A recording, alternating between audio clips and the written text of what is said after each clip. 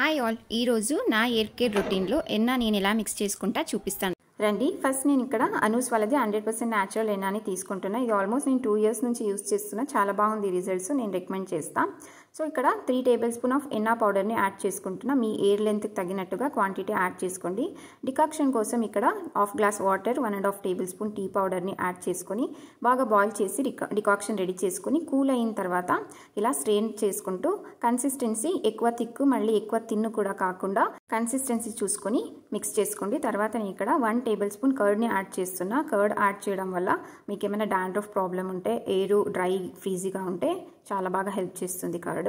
తర్వాత మిగతా టీ డికాక్షన్ని కూడా కన్సిస్టెన్సీ చూసుకుంటూ కొంచెం కొంచెం యాడ్ చేసుకొని మిక్స్ చేసుకోండి. నేను ఇక్కడ రోజ్మెరీ ఆయిల్ని 10 drops అంతా యాడ్ చేసుకుంటున్నా. మీ దగ్గర రోజ్మెరీ ఆయిల్ లేదంటే ½ tablespoon కోకోనట్ ఆయిల్ని కూడా యాడ్ చేసుకోవచ్చు. తర్వాత 1 capsule ఈ విటమిన్ క్యాప్సూల్ని యాడ్ చేసుకుంటున్నా.